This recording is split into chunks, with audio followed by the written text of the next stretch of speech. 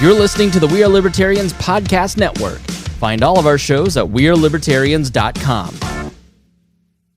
Welcome to Now Hear This. I'm your host, Chris Spangle. Now Hear This is a conversation with leaders in Indianapolis that are working to improve the lives of Hoosiers. Our goal is to empower you to join in their work and make a difference while informing you about the unseen aspects of life in Indiana. If you miss an episode, you can listen via podcast at nowhearthisindy.com.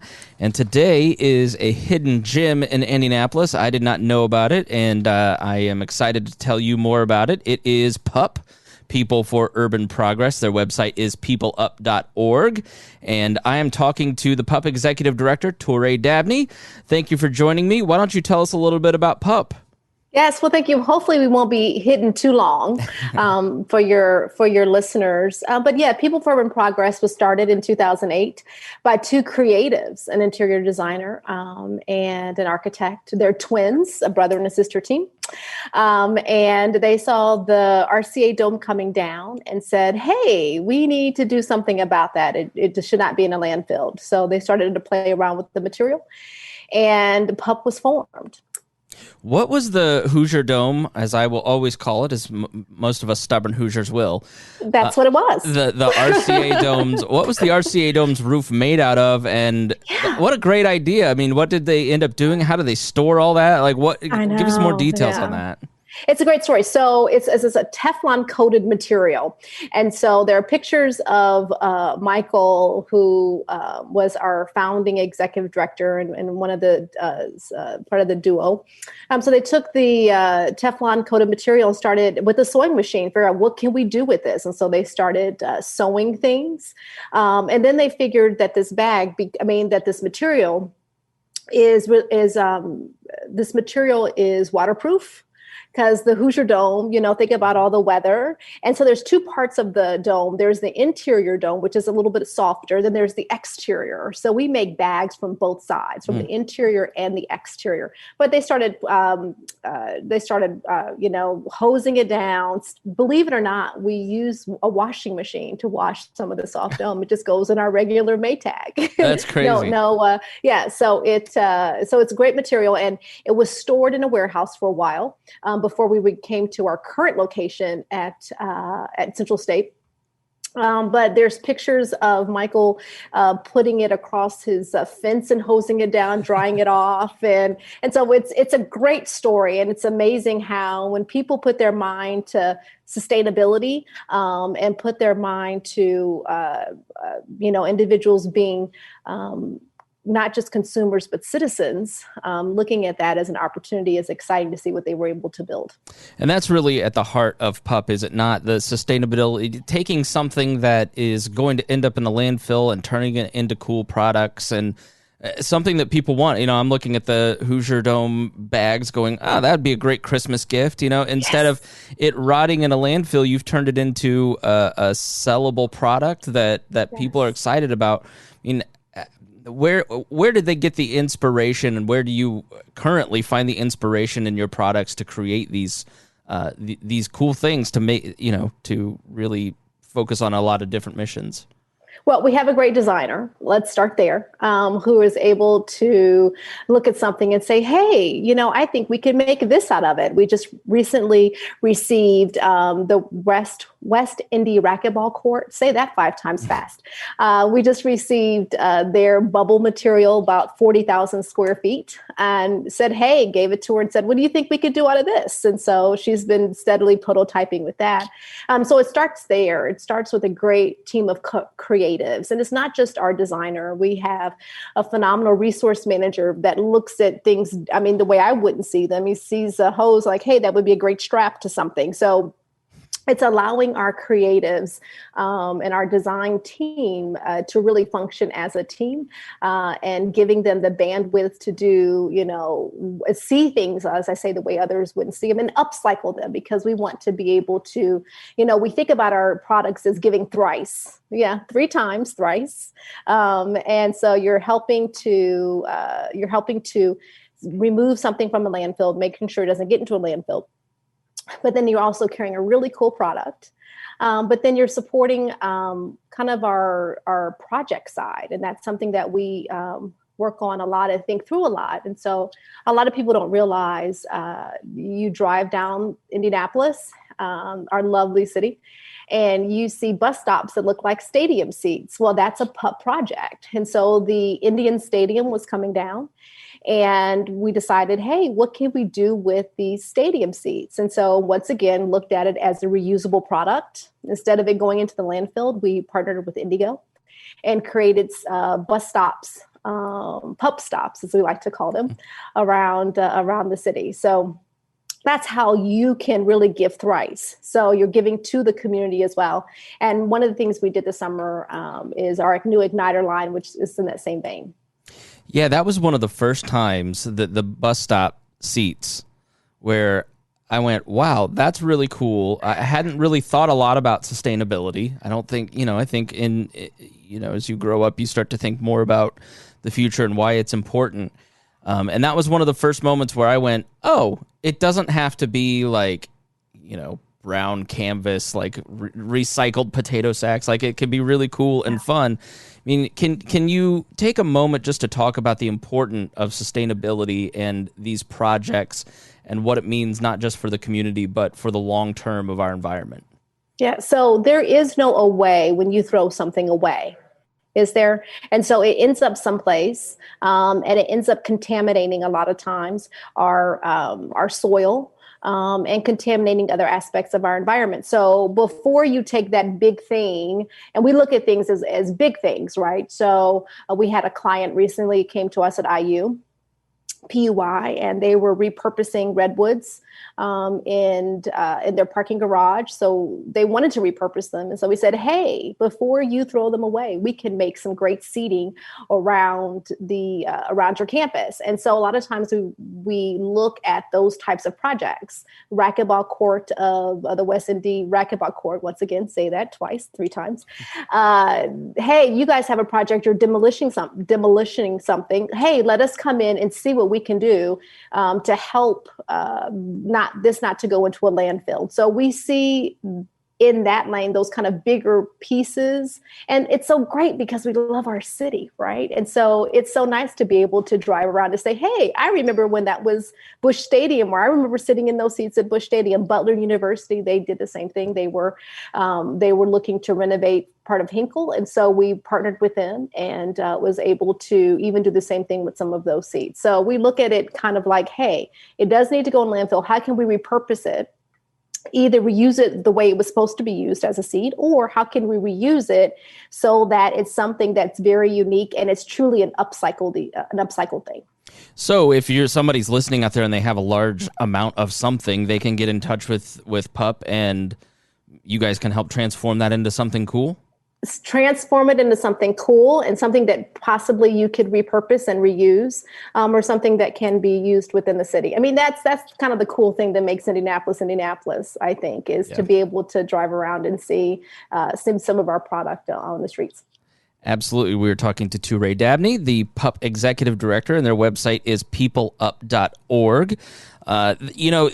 Speaking of the Amtrak collection, it took me a second because I was like, oh, these are neat, like kind of a faded blue leather. And then I went, oh, these are the seats from Amtrak. Yeah. Tell us a little bit about the Amtrak collection. So it was 2 years ago where Amtrak reached out to us and said, hey, we have these seats from our East Coast line. And I worked in DC for a little bit of time. And so it's kind of exciting to think I'm carrying around potentially in a seat that I sat in. But they reached out to us and said, hey, what could you guys do with this? And so we're like, hey, let's play around with this leather. And that's what we did. And now 2 years into the project, we have, I think we started out with about 12,000 seats, which is, 6,000 front, 6,000 bottoms, because we separate the seat. And right now we have about 1,000 left. So we have been steadily sewing through the Amtrak leather. We consider ourselves a national company, if you really think about it, with this relationship, but we're locally based. Excuse me. So we are now in negotiation with Amtrak. They're celebrating their 50th anniversary. Wow! And so we are excited about producing a line in celebration of their 50th anniversary. Have you sent one to President-elect Joe Biden, who is famously like Amtrak Joe? He is Mr. Amtrak, riding the train every day from Wilmington back to DC. I know. Well, we have been told to stay. Part of it is because of Amtrak's funding, is that we have to kind of stay clear of any politics or government gifts, and this would be considered a gift. So, Amtrak Joe, we know you're listening. We would love to gift you with a bag, but we can't, unfortunately. But he is there's a member of his team that is keenly aware of our product. So hopefully we can see him with a presidential bag. We would love to design one for him. Well, Joe Biden is a known listener to now hear this, so I'm sure he heard your call. See, Chris, I knew you had connections. Tell us about the Igniter line. Is this a brand new line, and what is the purpose of the Igniter line? Yeah, so the Igniter line, we received a call. I guess it was this time last year. Gosh, 2020 has been 2020, and I'll just leave it at that. But we received a call from a national pool company, and they once again had heard about our product and our purpose and said, hey, we have this pool cover liner, not liner, but covers that we're going to discard. Can you use it in any way? So we went and toured the facility and realized, yeah, we could maybe make something really cool out of this. And so long story short, we started prototyping some things. And then we shut down our offices with everyone else because we are small manufacturing. We shut it down in March.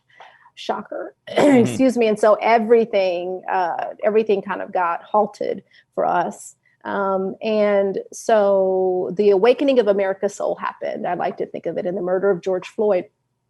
And we were all coming together, and we kind of had a staff call. And as I was sitting there, and and our team was saying, Turae, what are we going to do? I didn't have an answer. I didn't have a PUP response. And I don't know if I felt the world on me, because I'm the only person who looks like me around the table. So, I wanted it to. My heart was telling me one thing, but my head was saying something else. And so I told everyone I needed a moment. Yeah. I needed some time to process everything that was happening. And so after that week of processing, and still some time of processing, we said, what can we do with this pool cover liner? Since we're definitely not going to be able to launch any new products this year. So one of our team members said, let's make a backpack. And so that's kind of how the Igniter line started. And so we started with this great pool cover backpack, and then also an Alliance t-shirt that was designed by an African-American graphic artist. And the money now for both of these lines will be to fund a fellowship that we hopefully will launch in 2021 once everything kind of settles down. And it's looking at people who look like me around the design table who normally don't have an opportunity. So artisans, different types of design work. We're excited about seeing what they can do in repurposing things, right? Because that's in the heart of PUP, is repurpose and upcycling. Yeah, one of the themes in talking to various organizations, especially art organizations, is the power of creative work to tell the story of, people of color and marginalized communities in a way that you don't see elsewhere. Why do you think that is? I think with the murals that have been downtown, I think that it has told the story of our community in a beautiful way this summer. And I think it's because oftentimes you can look at a beautiful piece of art and see different things. You can see things sometimes that the artist maybe that wasn't their main focus, but because you see it with different eyes, it brings about a sense of community.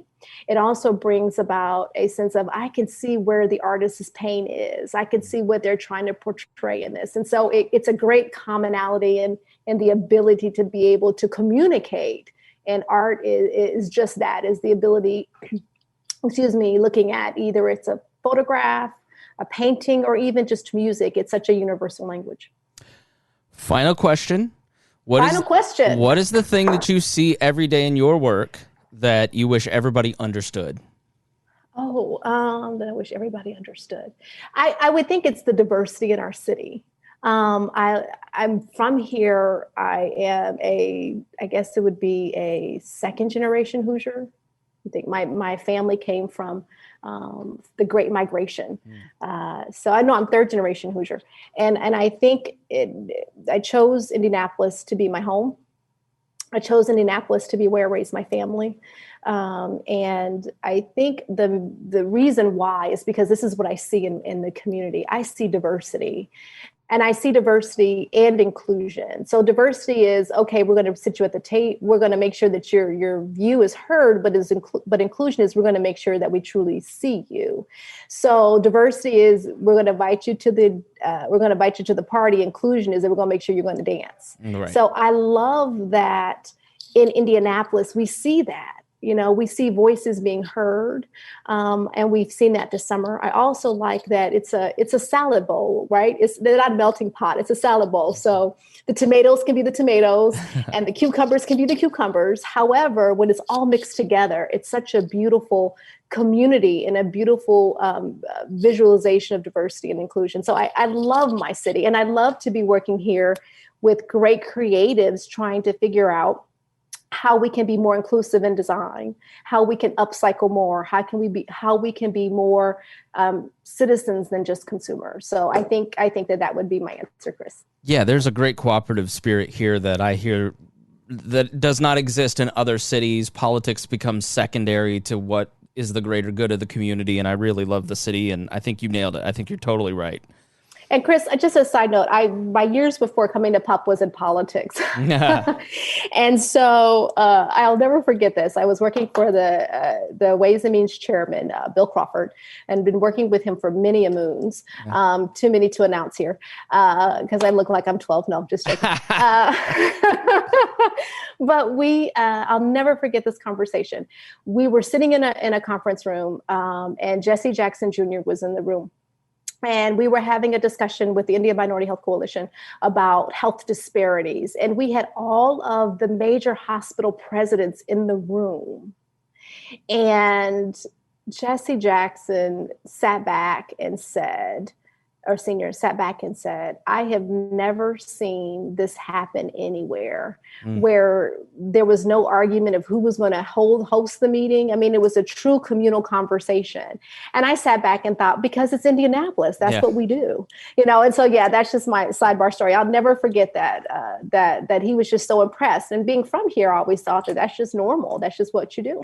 Yeah, I will, and let me brag on Bill Crawford because he played an enormous part in that. I produce a podcast called Leaders and Legends that's like a near history of Indianapolis, and John Mutz, former lieutenant governor, he formed something called the City Committee. The City Committee. Yep, that got together Bill Crawford and all these different leaders from all different in the 60s, 70s, or in the 70s, and said, what do we want Indianapolis to be like? And the No Name Committee. It was called the No Name Committee for a while. Yeah, I just think that's an important part of Indianapolis's history that gets lost. So I'm so glad that you brought that to light. So he was. I worked for him for 20 plus years. He was a mentor. We worked in the legislature together. I started off as his legislative assistant, and then when he went over to Ways and Means as his policy assistant, and we became friends, mentors, and he was almost like a father to me. So his presence in the city is sorely missed. Yes, it is. But lives on. Interviewed him several times. Great man, and just shows you the power of putting politics second and people first. And that generation did an amazing service to the city, and hopefully one that continues for a long time. So with that, Turae Dabney, PUP Executive Director, People for Urban Progress. Their website is peopleup.org. Thank you so much for joining me. Thank you, Chris. I appreciate this time. Thanks for listening to Now Hear This. I'm your host, Chris Spangle. If you missed any portion of our program, you can listen on our website, nowhearthisindy.com. If you'd like to have your organization featured on the show, please email Gabby at nowhearthisindy@iheartmedia.com. Thanks for listening, and we will be back again next weekend with Now Hear This. Are you tired of wasting your time watching people argue about politics? Are you ready to learn how to take liberty-based solutions and bring them to your average person and get those ideas into action? Hi, my name is Brian Nichols, sales executive and host of The Brian Nichols Show. As a senior communications consultant in the greater telecommunications and cybersecurity sector, I've spent years working with C-level executives to help them future-proof their company's infrastructure for an uncertain future. At The Brian Nichols Show, I'm bringing my sales coaching and expertise to the Liberty Movement. Why? Because instead of focusing on winning arguments, we're teaching the basic fundamentals of sales and marketing and how we can use them to win in the world of politics, teaching you how to meet people where they're at on the issues they care about. Subscribe to the program at briannicholsshow.com and find the show on your favorite podcast app. Again, that's briannicholsshow.com. And be sure to grab my free copy of my new ebook, 4 Easy Steps You Can Take to Sell Liberty to Friends and Family, right now while you're there. One more time, that's briannicholsshow.com.